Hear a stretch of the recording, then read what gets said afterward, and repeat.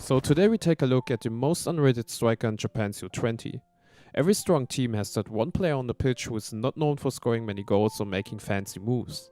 At first glance you might think it doesn't make a difference if that player is missing, but more often than not the absence is noticed by spectators when their team suddenly doesn't play as well as usual, or when the star striker suddenly stops scoring goals. These players are the workhorses on the pitch. They help their star players to save stamina by marking, intercepting and stealing the ball from the opponent. Sometimes they also create spaces with their runs, which can be very useful for the key players to break through the opponent's defense and score goals. One such player is Shuto Sendou. Sendou is a member of the current U20 team and also the regular striker. He currently plays for the best team in Japan and is introduced in chapter 110, where he gets beaten up by Shuto.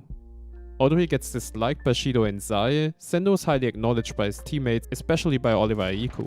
In the match against Blue Lock 11, things don't work well for Sendou at first. He misses a big one-on-one opportunity versus Garamaru and also loses the ball to Rin, which resulted in a Blue Lock 11 counter-attack and a goal for Blue Lock. Because of this, Sendou has to deal with trash talk by Zai all the time, who calls him a useless striker because he has no finishing abilities. What Zai hasn't recognized so far is that Sendou's actually pretty useful.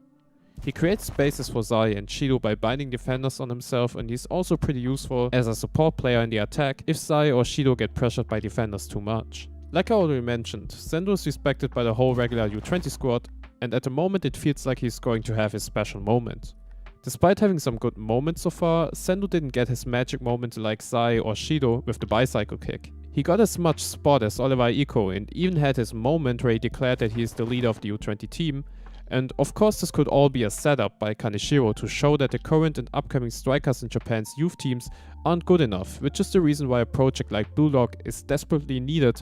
But on the other hand, Kaneshiro could also try to show to the readers that every special striker is nothing without players like Sendou on their side, who create the fundamentals so they can shine in the spotlight that they deserve.